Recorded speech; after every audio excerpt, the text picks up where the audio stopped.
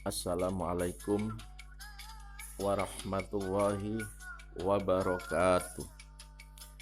Dulur-dulur, kita berjumpa lagi dalam channel Ayo Belajar. Semoga hari ini dulur-dulur tetap sehat selalu, penuh semangat dalam menggapai hari-hari yang penuh dalam naungan keberkahan serta ridhonya. Barokallah. Dulur-dulur, jangan lupa subscribe, like, dan share channel Ayo Belajar ini agar bisa lebih bermanfaat dan dulur-dulur bisa update apa yang terbaru dari kami. Terima kasih. Jazakallahu khairan kasih untuk dulur-dulur yang sakratnya. Di sini saya akan berbagi tentang 10 kunci pembuka rezeki. Jadi saya di sini akan mengupas 10 kunci pembuka rezeki menurut Al-Quran dan Sunnah Rasulullah Shallallahu Alaihi Wasallam.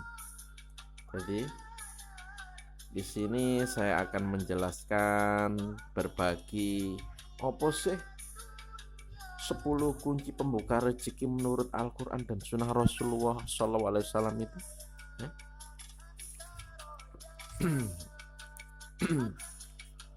Jadi 10 kunci pembuka rezeki menurut Al-Quran dan Sunnah Rasulullah. Yang pertama adalah memperbanyak istighfar dan taubat.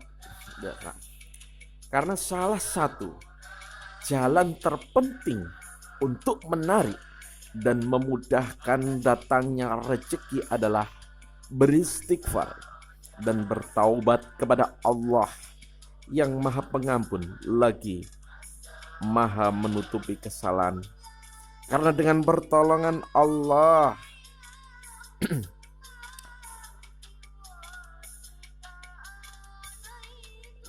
dengan pertolongan Allah berikut ini akan saya ketenahkan beberapa catatan penting. Pertama, apa sih hakikat istighfar dan taubat? Kedua, dalil syar'i bahwa istighfar dan taubat merupakan kunci pembuka rezeki. Banyak orang yang mengira bahwa istighfar dan taubat itu cukup dengan lisan saja, yakni dengan mengatakan astaghfirullah wa atubu ilaih. Saya memohon kepada Allah, saya mohon ampun kepada Allah dan bertaubat kepadanya. Padahal hatinya sama sekali tidak terpengaruh oleh kalimat yang diucapkan. Sebagaimana anggota badannya juga tidak terpengaruh olehnya. Sesungguhnya istighfar dan taubat seperti itu merupakan perbuatan para pendusta. La haula wala quwata. Allahu a'lam bishawab. Para ulama, semoga Allah memberikan balasan yang baik kepada mereka, telah menjelaskan mengenai hakikat istighfar dan taubat yang sebenarnya. Seperti Imam Ar-Raghib Al-Asfahani, beliau berkata, taubat menurut agama adalah meninggalkan perbuatan dosa karena dosa itu sangat buruk, menyesal karena setelah terlanjur melakukannya, dan bertekad tidak akan mengulanginya. Serta berusaha untuk memperbaiki amal perbuatannya. Manakala 4 perkara ini telah ada, maka sempurnalah syarat-syarat taubat. Imam Nawawi juga membicarakan tentang perkara ini. Beliau berkata bahwa para ulama telah berkata, taubat dari segala dosa adalah wajib. Jika kemaksiatan itu hanya berhubungan dengan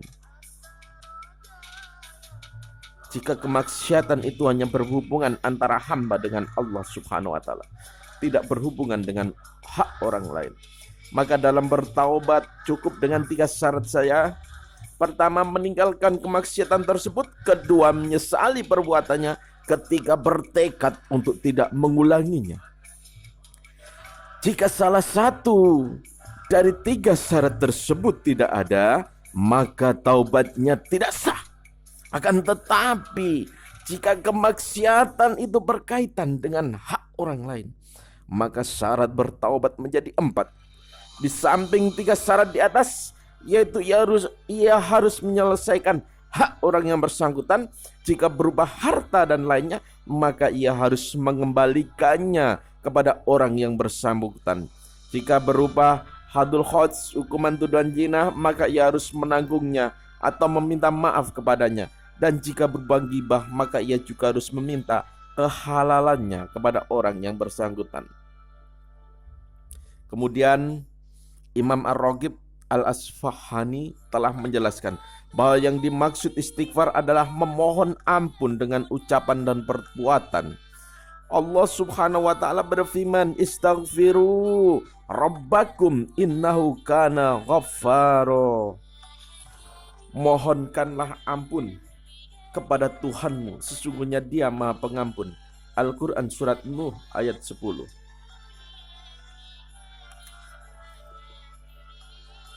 Sesungguhnya dalam memohon ampun tidak diperintahkan hanya dengan lisan saja, tetapi juga dengan perbuatan, sehingga dikatakan istighfar dengan lisan saja tanpa dibarengi tingkah laku merupakan perbuatan para pendusta. Apa sih dalil syar'i bahwa istighfar dan taubat merupakan kunci pembuka rezeki? Banyak nas, baik dalam Al-Quran maupun hadis, yang menyatakan bahwa berkat kemurahan Allah Subhanahu wa taala, istighfar dan bertaubat termasuk asbab yang mendatangkan rezeki. Berikut ini saya ketenahkan beberapa nas. Fakultu astaghfiru rabbakum innahu kana ghaffara yursilis samaa alaikum mitrara wa yumtitkum bi amwali wa banina wa yaj'al lakum jannati wa yaj'al lakum anhara. Yang artinya, maka aku katakan kepada mereka, mohonlah ampun kepada Tuhanmu, sesungguhnya Dia adalah Maha Pengampun. Niscaya Dia akan mengirimkan hujan kepadamu dengan lebat dan membanyakkan harta dan anak-anakmu, dan mengadakan untukmu kebun-kebun, dan mengadakan pula di dalamnya untukmu sungai-sungai. Al-Quran surat Nuh ayat 10 sampai 12. Jadi ayat-ayat di atas membicarakan hubungan istighfar dengan perkara-perkara sesudahnya, yakni yang pertama, ampunan Allah Subhanahu wa taala terhadap dosa-dosa sebagaimana termaktub, innahu kana ghaffara, sesungguhnya Dia Maha Pengampun. Yang kedua, Allah Subhanahu wa taala akan menurunkan hujan dengan lebat. Ibnu Abbas radhiyallahu anhu berkata bahwa arti mitroro adalah sebagian itu mengikuti sebagian yang lain. Allah Subhanahu wa taala akan memberi banyak harta. Anak-anak, Imam Atta menafsirkan wa yumdibkun bi amwali wa banin adalah Allah akan memperbanyak harta dan anak-anak kamu.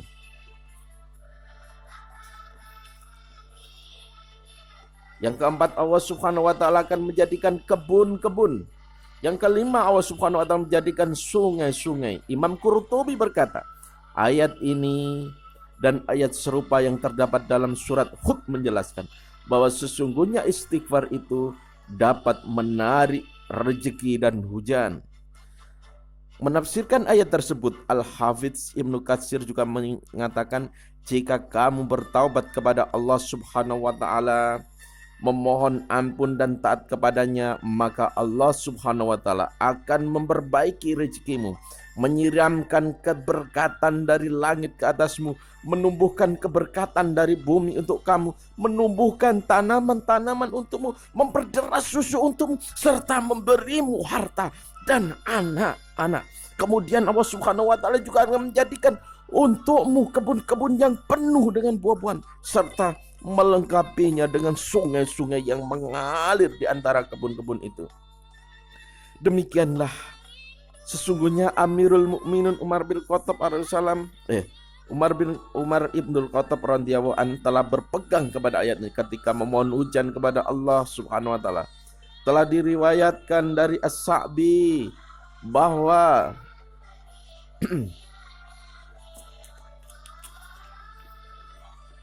sesungguhnya Umar radhiyallahu an telah keluar bersama orang lain untuk mengadakan istisqa.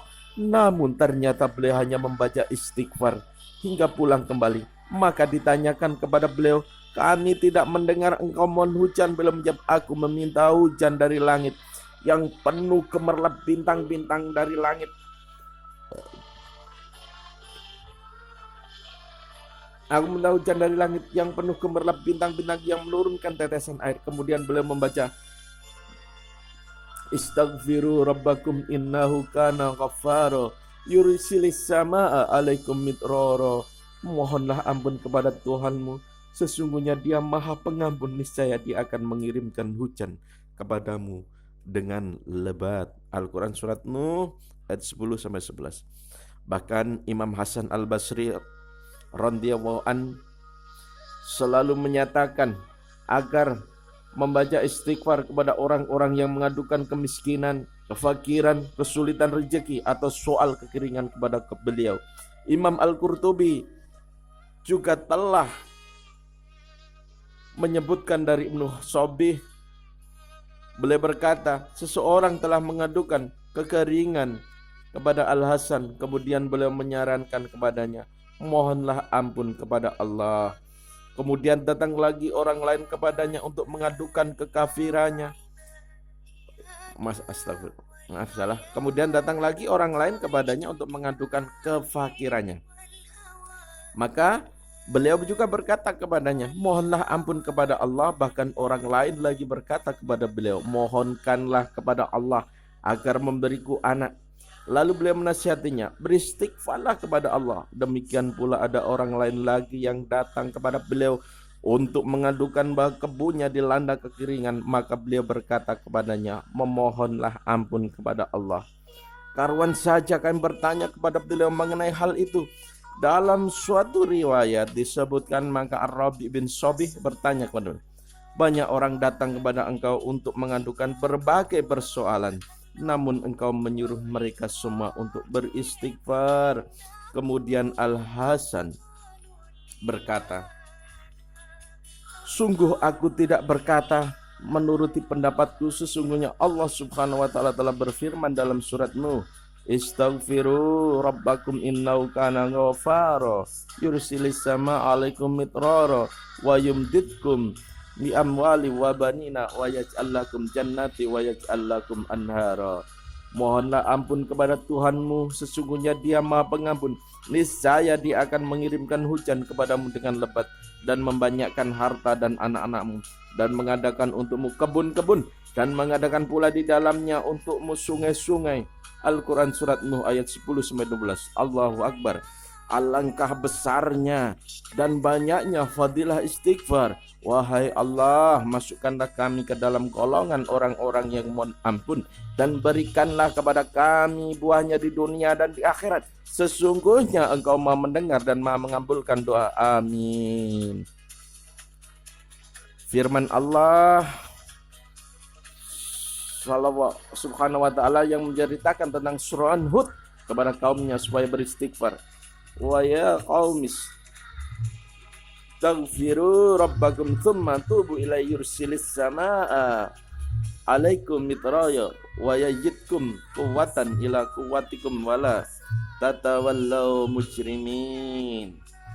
Yang artinya, dan dia berkata, hai anakku, mohonlah ampun kepada Tuhanmu lalu bertaubat kepadanya, niscaya Dia menurunkan hujan yang sangat deras ke atasmu, dan Dia akan menambahkan kekuatan kepada kekuatanmu, dan janganlah kamu berpaling dengan berbuat dosa.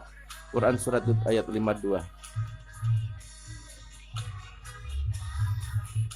Jadi dalam beberapa ayat tersebut Allah berjanji akan memberikan ganjaran yang menyenangkan kepada orang yang memohon ampun dan bertaubat. Abdullah bin Abbas radhiyallahu dalam mengartikan ayat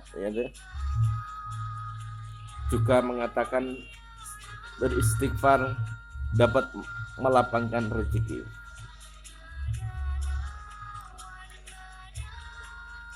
subhanallah, ternyata nikmat ajaran agama yang telah diberikan oleh Allah. Dengan beristighfar kita akan disayang oleh Allah dan dosa-dosa kita pun akan diampuni.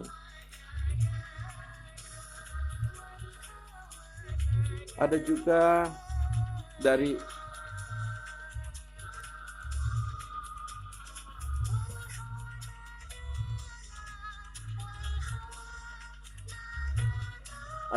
dalil yang menunjukkan bahwa istighfar dan taubat merupakan kunci rezeki, yaitu sebuah hadis yang diriwayatkan oleh Imam Ahmad, Abu Dawud, An-Nasai, Ibnu Majah, Al-Hakim dari Abdullah bin Abbas radhiyallahu anhu berkata bahwa Rasulullah SAW telah bersabda, "Man aksarul istighfaro ja'alallahu lahu min kulli hammi faraja wa min kulli dhikin mahraja wa rayaqau min haitsu la yaktasib."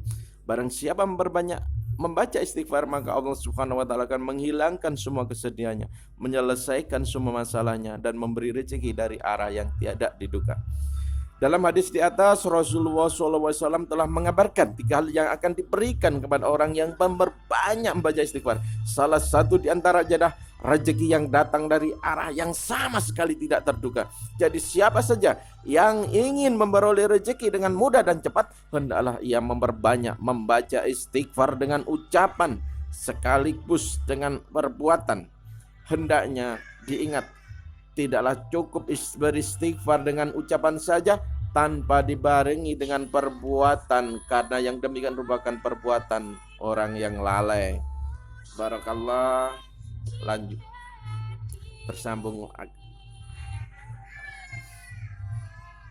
bersambung besok lagi ya. Jika ada salah dan hilaf, saya mohon maaf yang ihdinas syiratal mustaqim. Wassalamualaikum warahmatullahi wabarakatuh.